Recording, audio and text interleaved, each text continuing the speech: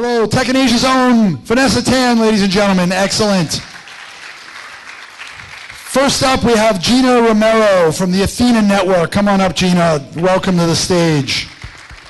Second up, we have Mary Rosich from Quality Time Lab. Come on up. Thank you. Third, I can't remember, but I'm just going to call up Aileen Sim from BillPin. You've met her co-founder, Darius, earlier, co-founder of BillPin. Next up, Carmen Benitez from Fetch Plus. Welcome, Carmen. Last, certainly not least, Alexis Horowitz-Burdick from Luxola. Welcome. Thank you. Over to you, Vanessa. Thanks. Okay. Welcome, everyone. Actually, before I stepped into the room, somebody said that we're actually seeing more females in this tech conference, and I think it's very encouraging. And just a show of hands, how many of you out there are actually investors? So that's pretty. How many of you have actually invested in women's startups, startups run by women? One. Okay. And okay, how many of you are actually startup founders out there? Okay. And how many of you are actually women? It's still a great encouraging number, right? And okay. So what do the rest of you do? But anyway, yeah, so today's topic, women in startups, and just wondering, why is it a good idea to actually hire females in startups? Just open to the floor. Yeah, I mean, I think I don't make a conscious effort to necessarily hire females. I run a business that is beauty oriented, and there's a lot of women that have expertise in that area. So I find a lot of qualified ladies, and I have a lot of qualified men on my team too. I think it's a good idea to hire whoever's most qualified for the position. I don't think gender should necessarily matter that much. I actually have a little bit of a differing point of view, being that I also run a startup myself. But I also understand that there are some societal tensions still with hiring, hiring women. There's still an imbalance, a significant imbalance, and I think that because of that imbalance, we've given ourselves, as a society, less advantage as far as creating, overall prosperity for business as well as for the different economies that they affect. So to me, it makes sense to go out and go after those biases and break them, so that you can actually see better prosperity, better opportunities happen because you actually have hired women. How do you see better prosperity by hiring women? When you see, the reason being is that there are nuances to gender, and because of that, when you can go in and hire women that necessarily haven't been a part of that talent pool, you've opened up the business to different types of points of views that haven't had a place. And so because of that, the productivity that happens because of those nuances that haven't been in that space actually benefit the business as a whole. So I truly believe that. So when you do actually go in and hire women, you actually are doing a better service because you're creating a better talent pool, or you're tapping into a talent pool that hasn't necessarily been touched. And that affects the overall business in a positive way. And your thoughts, Eileen? Well, I think firstly, to ignore women as a talent pool is just silly, because today already in most developed countries, female graduates make up more than 50% of the graduate pool, right? And clearly we're not seeing 50% of women in the startup population. And why is that, right? So to ignore that group would just be, I think foolish. Right. The other reason being, I have this little orange card with me. This is from Vanessa. Each one of us got a little envelope from Vanessa. It was a thank you note. Like, can you imagine a guy doing this? I'm serious. Like, girls think of these things. Yes, and that's a gender bias. I agree. I have gender biases, right? But really, can you imagine a guy doing this? No. Did any of the other speakers get cards? So did the other speakers get any thank you cards or vouchers, bottles of wine, anything? No?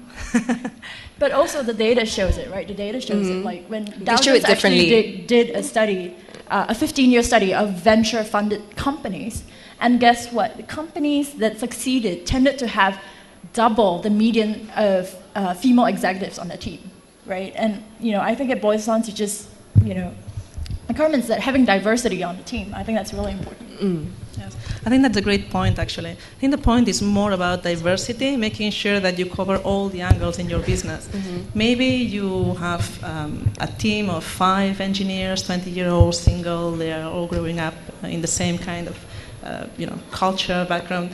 But suddenly if you get somebody with a different perspective, with a different background, maybe different, not only gender, but also religion, with different food choices, with different country of origin, different language, they can see a different perspective. Maybe they will be able to see a different product fit or market fit for your product. So diversity is always a good idea, and I think lots of statistics in the Fortune 500 companies have proved how women in the board are a good idea. And not only women, but any kind of diversity, it's always a good idea. I think for the smaller startups, as much as it's great to have diversity and all these other things, I think it's very much a common sense decision a lot of the time. You want to hire the best person with the best skills, but then you also want to hire the right person for your company culture. So, if you're a company that wants to throw out 50 and 60 and 7, all-nighters, you're probably not going to attract the women. It's just a cultural thing. I'm sure there are women-led companies that do that. If you want to have a culture that really is very much focused on other things like balance and time and slightly less aggressive maybe, then you'll probably attract more women. But that's not to say that there aren't men who would be interested in that as well. I guess my question is, why are women not being attracted into the startup world? Because the numbers are really low. So Gina, I understand that you're from the Athena Network. So can you share some numbers on the number of female entrepreneurs and leaders within the Asia region, perhaps, or globally? Well, this is a constant debate with my team because there's some numbers flying around, but we can't really make that much sense of them, particularly for female startups. So, for example, there was a MasterCard index on women's advancement that came out just recently, last month. And according to that, in Singapore, we have 37.5 women-owned businesses to 100 men. But then according to the Startup Genome Report, Singapore has 5% of startups led by women compared to 10% in Silicon Valley. So, we can't really make sense of what these numbers actually mean, because how are they defining the startups and how are they actually defining the women-owned businesses? I think I might be in that number of women-owned businesses, but probably not in the startup number. So what we really want to do is actually find out what's going on, find out what the actual numbers are and what they mean, and then look at, actually ask more questions probably and find out what is actually happening out there. And what do you think, what do the rest of you think about encouraging more women to enter startups, to take on leadership positions? I think that when we're talking about startups and we're talking about women, we need to remember that at our core, we're talking about startups. I think we've spent this whole day talking about what it takes to be an entrepreneur, how driven and focused you need to be and how much time and effort that takes. That's not for everyone. It's not for all women and it's not for all men. So I don't really see the point in making the conversation about gender. If you have... if you want to dedicate 20 hours of your day to running a company, then you should definitely have a startup. If you don't want to do that, then I don't care if what lies between your legs, don't do it. I think that, I employ 60% women to 40% men. I love all the women in my startup. They're all fantastic. But to actively go out and search just for the point of adding women to my team or, to encourage women who frankly don't have what it takes, who don't want to spend the time in a startup, I feel is futile.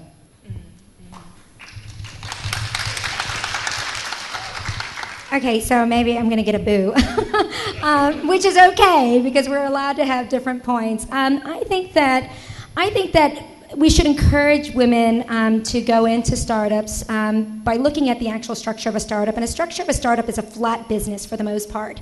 And you see a lot of women that are really entrepreneurial in the corporate world, and they can't necessarily get up that chain because of the hierarchical bias systems that are already in place. And we cannot forget that. I mean, that's why we look at these corporate level businesses, the C-level suites, and we always say, gosh, there are no women here. Well, guess what? There's probably a reason, because there's still a lot of biases put into place. So if women who are really wanting to drive forward, I say go for it. Go in and actually run a startup, because it is flat and there's more opportunity for you to actually make that difference that you want to feel, rather than playing the politics that typically happen in these hierarchical types of businesses. I've been on the other side. I've been on the corporate side, and I've run very large portfolios dealing with in the United States, and I know those painful tension points of, gosh, am I going to go any further? And it, at the end of the day, I think it's, for those women that want to say, you know what, do I want to work 120 hours in this business for this other company making X dollars, or do I want to spend the other 120 hours in a startup? Go for the startup. Encourage yourself to do that. To me, it's actually easier. Well, we're hiring women, so if anyone's looking to join a startup, we're hiring men too. Just say. No, but that's a actually very interesting point, because how many people here are from startups? Small startups. Okay, I'm not talking about like we are seeing more 200 hands people. Now they raise it. Now they raise it. So, and actually, you guys know, right? Day to day, you're just fighting fires, and to be honest, like, we're always hiring like crazy, and most of the time we're just trying to find the best person for the job. And I don't think anyone here in this room says, yes, I'm going to actively discriminate against women. No one says that, right? The same way no one says, yes, I'm going to actively discriminate people against a particular race. No one says that, but to ignore the fact that we do have gender biases is well, we've been conditioned to that. Men have gender biases, women have gender biases, everyone does it, right? And I think, at the end of the day, our mindsets, we've been conditioned to look out for people, employees who speak up, right? Employees who are aggressive, the people who are the go-getters. But guess what? Women have been taught from young to not do that. Don't be so aggressive. Don't be such a show-off. Don't be ambitious. No one will like you, right? If you speak up. And I think, I'm not saying actively go out and hire women. I'm not saying that you have to put an HR team together just to go out and hire women. But I'm saying, when you're looking at candidates, do you realize that every single one of us, maybe the women are not applying because they don't think that they fit the checklist on your job description. And I understand. Okay, if you realize that Eileen's the only the only Asian Singaporean on this panel, other than myself. So, but do you think that it is like that in other cultures as well? Because the thing is, like in I would say the Singaporean culture, very much of an Asian culture. I would do. Yeah. So, women are actually taught not to be too ambitious. We're taught to be to, like what she said. Is it like that as well? I cannot speak for all the cultures, but I've worked in the US, in the UK, Hong Kong, and Singapore, and I think in the place where I've been reminded more often that I was a woman in a men's world was actually in the US for some reason. Oh, okay. So I'm originally from Europe, obviously work in Europe in a couple of countries too. Every country is different. Every country will have different expectations of men and women. Okay. And it depends basically on your family and how you are brought up and what you are led to believe as a child. We've read a lot about how families treat girls different to boys. And it's very different. How many of you have kids? Can you raise your hands? If you have boys, girls, it's very hard to treat them equally. I mean, there are things that are ingrained in our culture, the ways that we have grown up, that led us to have different expectations on kids. And this is, to your point, Eileen, it's very hard to break that, but I think we have to make an effort, because this is what transpires into society. I think the question was how can we encourage more women to get into startups? And I think I think we have to help them with role models. And we have lots of wonderful role models here, women who have been able to say, hey, I have a wonderful idea, I found a problem that I know how to solve, I know a lot about this industry, this segment, I'm going to create this product, launch it, and guess what? I'm being successful at that. So we have to encourage more women to think, hey, find the problem that you can solve, get the idea out there, and just run with it. And it's a lot of fun. The corporate world is fantastic, and I've loved it, and I really miss some of the components of the corporate world. I work for a very good company, and that was very lucky too.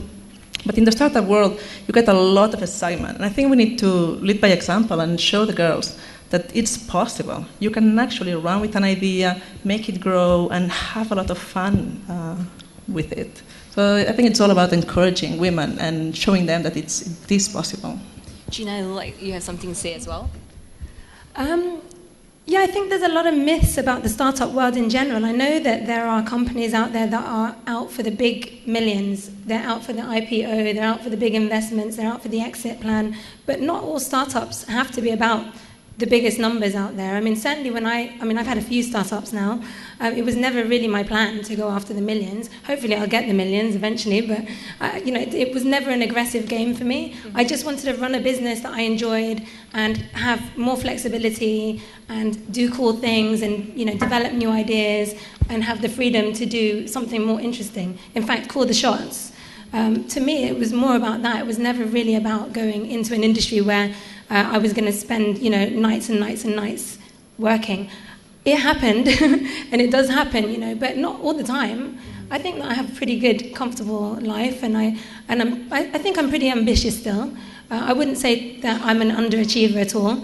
I'm pretty aggressive in my approach in my own way, but I just manage it. I think a lot of women are afraid because they think that it's something that is incredibly difficult and incredibly, you have to sacrifice so much. And sure you do. But if you work hard and you believe in what you want to do and you're willing to go after that, then just go for it. I don't think it's any harder than a corporate career where you want to reach the top. You got to sweat blood then. And I don't think it's any harder than what the men go through either.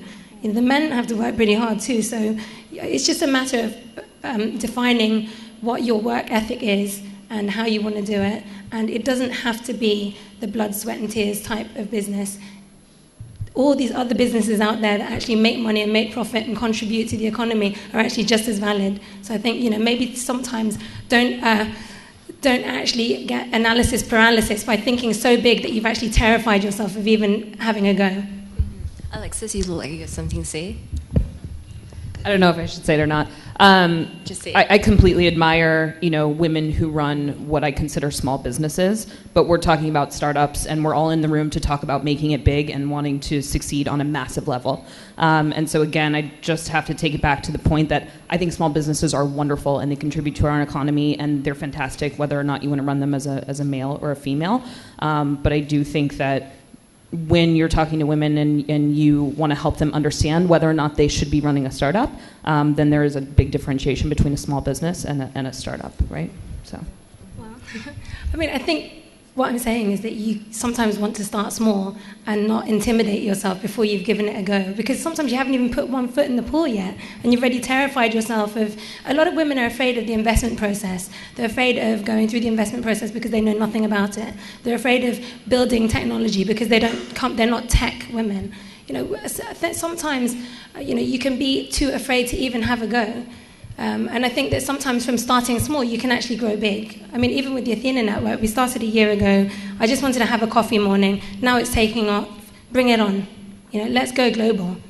But you have to make that decision when you get there. You can't necessarily make a decision about the multi-millions and the big hassle that it's going to be, or the big headache that it's going to be, or all the things that you don't know yet before you've even dipped your toe in. I think you can, and I think it sets us back to say that women should start small and grow big.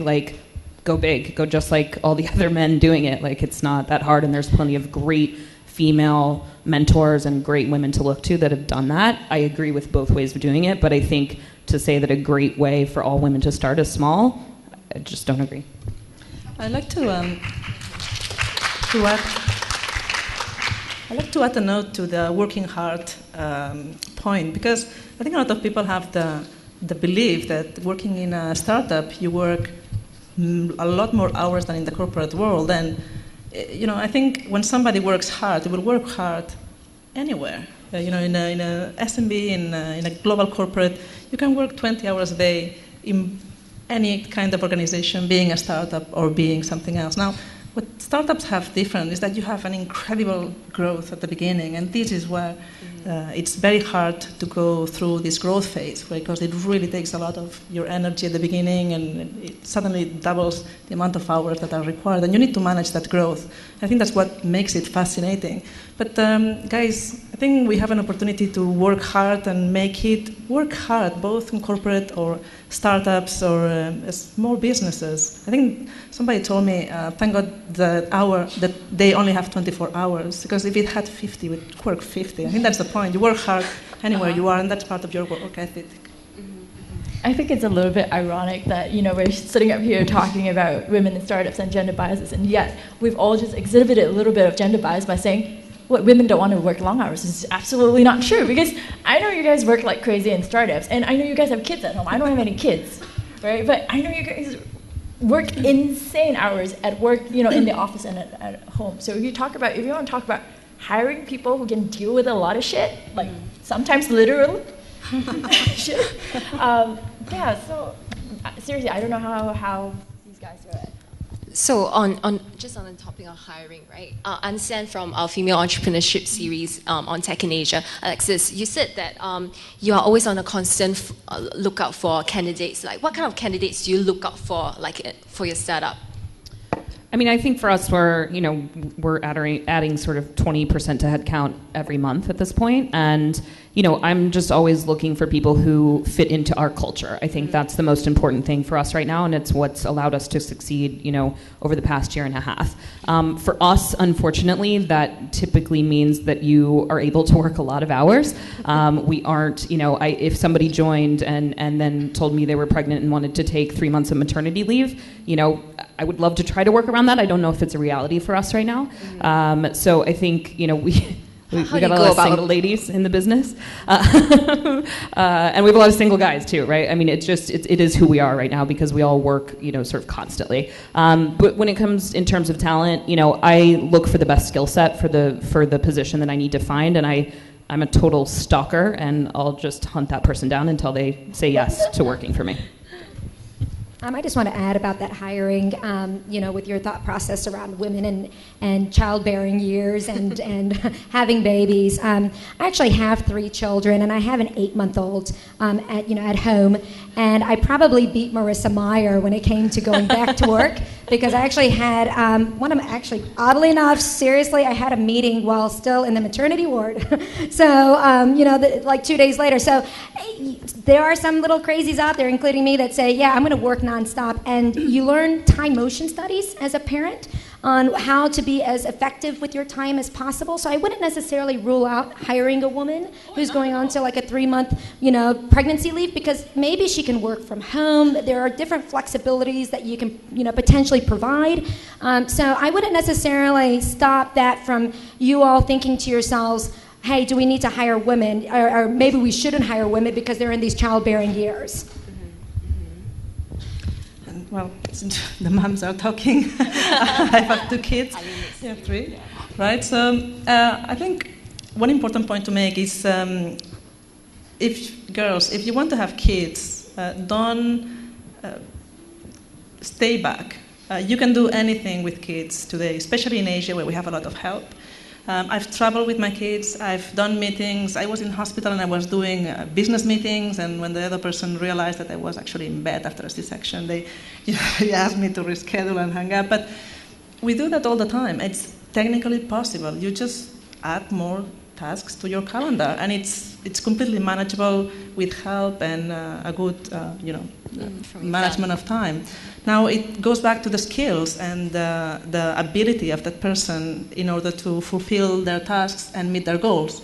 So I think if you want to have kids, don't lean back. I think Sheryl Sandberg has, who has read the book, Lean In here? The Sheryl Sandberg's book, Lean In? I think it's a good reminder of how women should really put themselves forward and don't stop themselves. If you have a great idea, but you're going to start a family, just don't stop it. Don't wait 10 years, because somebody else is going to come up with the same idea at some point. So I think we can do the same as anybody else. It just doesn't matter. Actually, some moms are actually able to do a lot more because the multitasking makes them extremely efficient. So really get on with it. Anything to add? And I want to add one last thing about that point, about, multitasking and moms, and trying even harder. Typically, when you have the responsibility of children in your pipeline, you think about profits that much faster. So I tell you, you're going to get a woman working really, really hard that's running a startup with kids, because guess what? She's got a lot of mouths to feed, and that's really important. So to them, it's that much more serious, and they take it seriously. So it's You're a saying benefit. that to the investors out Yeah, there, right? I'm talking to investors out there. It's a benefit. I can promise you that. So. Shall we take the questions from? Okay. Okay. Just a last question, like Carmen. In one of the email conversations that we had, right? You said that Asia is actually a good place for women to do startups. Why is that so? I believe that I come from America, United States, and the United States in the 60s had a lot of big boost in productivity due to feminism, as well as due to civil rights movements, which was great.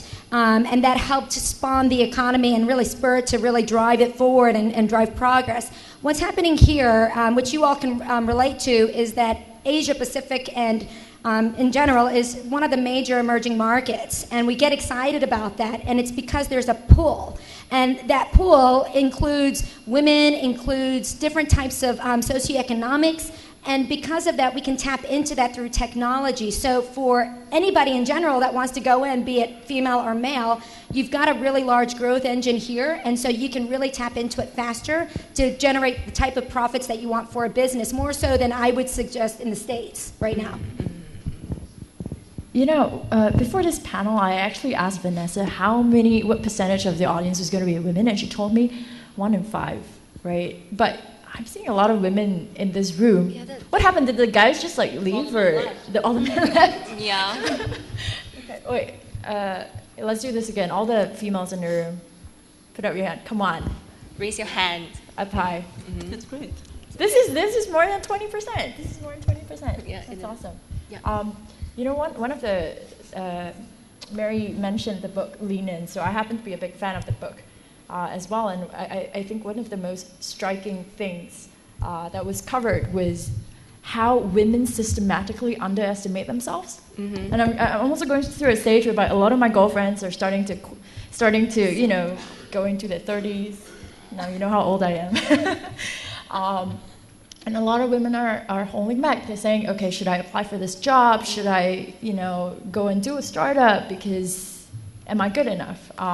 And you know what? It's a fact. We are unfortunately conditioned to be that way. We're conditioned to second guess ourselves a lot more than men do, right? And I just want to say to all the women out there, know that you do that. Know that we all do that. Know that the men, on the other hand, systematically overestimate their abilities, right? It's true. That was actually a very interesting study done. College students that were polled, the women always underestimate their GPA scores. Men always overestimate their GPA scores, right? I mean, we've been conditioned to behave this way. So just know that, to all the women out there, just know that when you want to go do something, just go do it, right? You think that you're not good enough, guess what? Everyone else thinks that they're not good enough, but they just do it anyways. Do you have any thoughts? Gina, any thoughts? Yeah, I mean, I just keep my eye on the ball and I just do the thing that I'm doing. I mean, I'm very much, I like to take it as it comes, I don't really like to worry too much about if it's not going to work. I've had a few failures and I've had a few accidental businesses start up from an idea. It wasn't really planned out to become an entrepreneur. It's happened that way.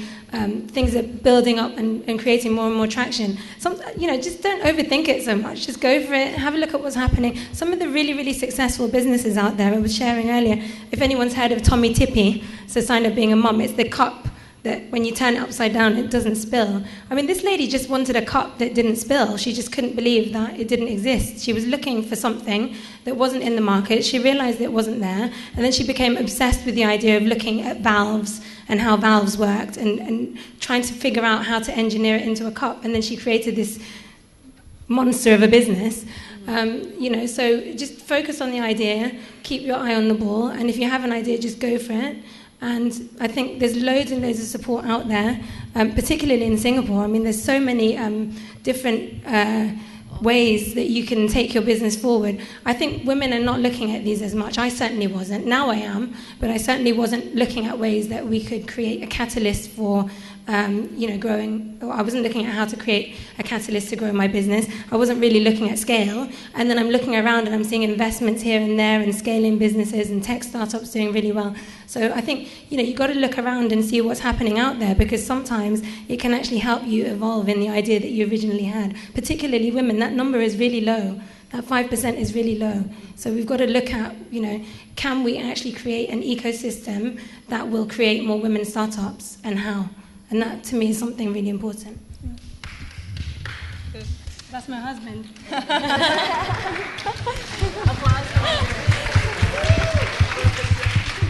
Talk about support at home. So, I just wanted to say that 1 year ago I was here at the Demo Launch conference, and there were not that many women. Not that many women. And I think it's wonderful to see so many women today here. So if the statistics are right, it should be about 5%. I'm hoping that next year we can sit here again and say, hey, we have reached 10% like Silicon Valley. So I would encourage all the women with ideas to come up, find mentors, develop ideas, launch, and just dare to dream big or small. However you want it, just do it, because you will never regret it. Can I add also, we're talking, and you ladies brought up a good point for women in general to go out and go and do it. But men, make sure that you realize women want to do this. They want to go out there and encourage that in your own fields when you are, looking out to hire or you're looking out to invest. Encourage that even within your own company. I can tell you, for example, I'm speaking, Western right now, but there is a woman by the name of Sandra Day O'Connor. I'm not sure if you've ever heard of her. But she's the first Supreme Court justice in the United States. And this woman graduated third at Stanford with her law degree, and she could not get one job after graduation. And then she still became the first Supreme Court justice, female justice in the United States. So that says something right there, that here is this woman that can graduate third in her law program at Stanford, one of the top law schools, and yet nobody would hire her. So when you're thinking about giving women a chance, really put that into your own mission, gentlemen, when it comes to making changes within your own company. Really give that talent pool an opportunity, because it's warranted. It helps everyone, and the gender equality equals economic equality at the end of the day, and that's something that we should all strive for. So we'll be giving the audience an opportunity to ask our panelists some questions. Just 3 questions. Anybody? Yep, Grace.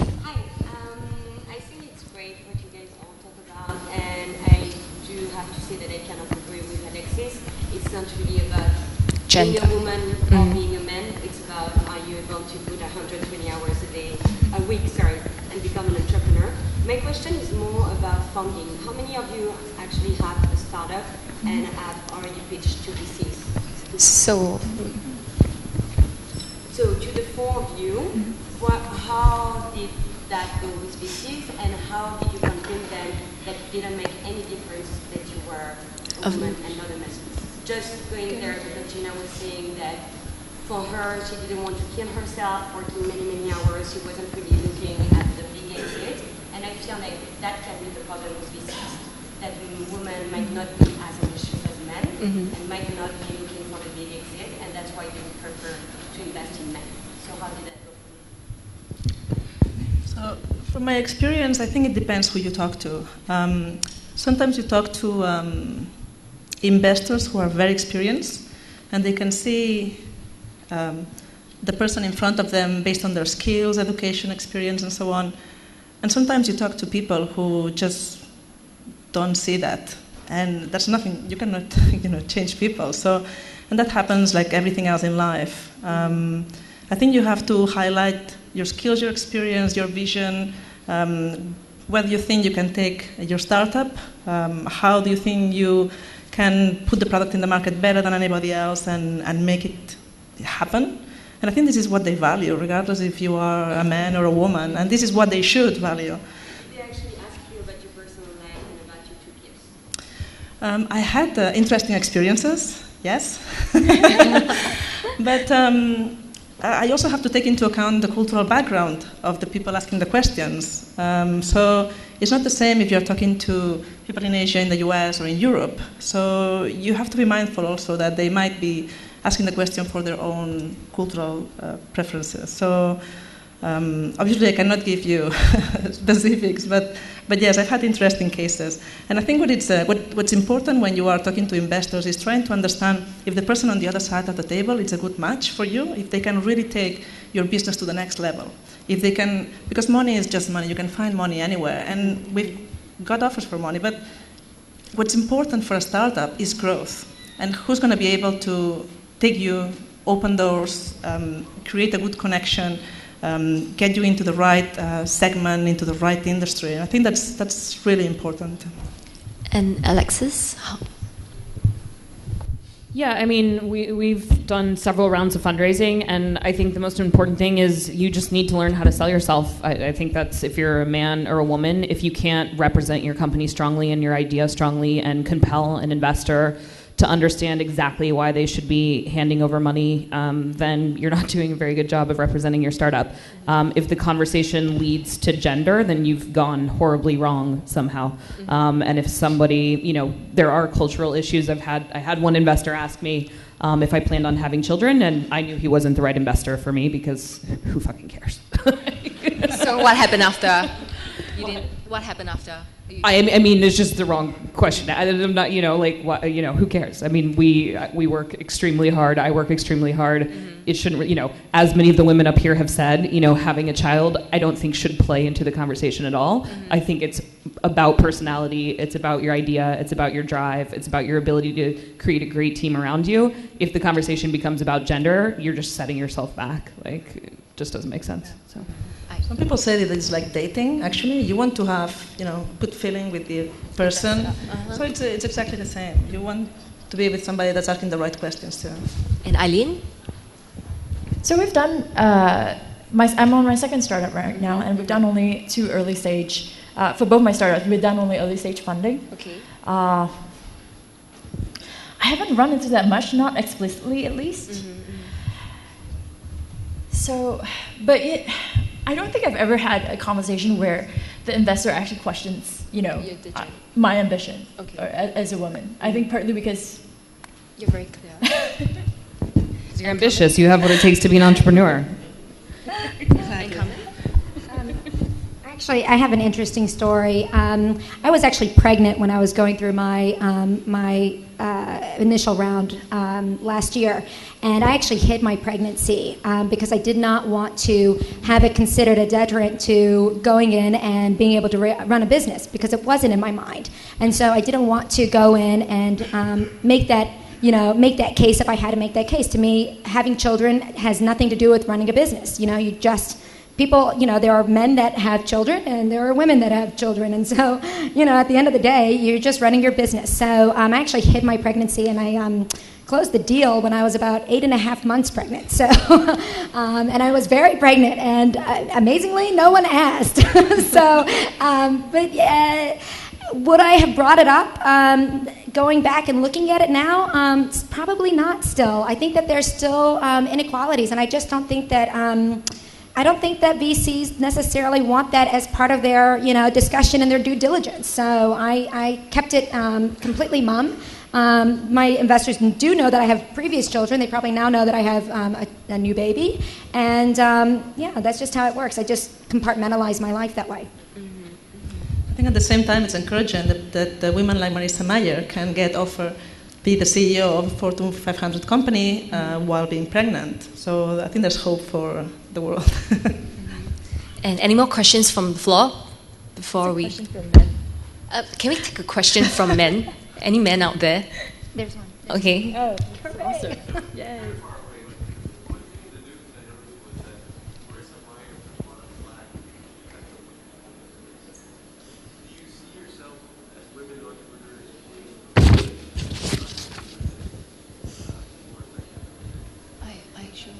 Sorry, we couldn't quite hear you. He was talking about Marissa Myers cutting the work from home and whether or not that was good for women, right? Or as women entrepreneurs, do you find yourselves being judged in a similar light as non-workforce the same way that she was? yeah. We're not women friendly, is what you're asking. Are you saying are other women founders not women friendly?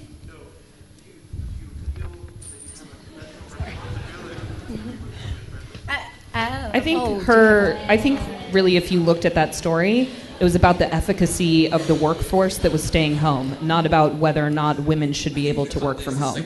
So I think she caught unnecessary flack for being non-women friendly. I think she made a very realistic business decision for her business, right? And it has to do with revenue and output of a team. I think that if you can't deal with the criticism that people might have when they say you're being a bitch, if it was a man, nobody would have said a word about it. So, take it as it comes. Like, people call me a bitch all the time. Who cares? I think that people would have said you're a jerk or you're an asshole if they were the man cutting people from working from home, because I think that we are getting more balanced in the States when it comes to those kinds of work-life balances, and the States encourages those that are considered minorities to have certain advantages, and that's one is give people the opportunity to work from home, and that involves women, that involves dads, that involves lots of different kinds of people. So I think that that probably. I would like to think different, where I would think that a man doing that probably would have been said, yeah, that's kind of a jerkish attitude. They probably also would have said it's efficient for the business, and that story would have been covered a bit more, but I think that I think it's getting a little bit better than that. I'd like to answer that too, especially because my company is Quality Time, so we are supposed to be really on top of that and encourage families to spend more time together using technology. And I think part of your question was whether we feel responsible for encouraging good behavior, as giving opportunities for others. And I think that question should be for everybody. I think it's quite common that employees will leave at the time they will stop working, at the time their boss stops working or leaves. I think it's sometimes people email me and say, "What are you doing? Still working at 1 a.m. Aren't you doing quality time?" I say, "Yes. I put my kids to bed and then I go online." So I make the conscious choice to organize my schedule around the things that I really want to do. And I think it's really about choice. We have a choice, and we choose how we want to work. And this is how we set the example. I think the example is about deciding how you want to work and just following through with you, with your life, with your dreams, and then allowing others to do the same too. Okay, we have to stop here with an exciting panel, so thank you.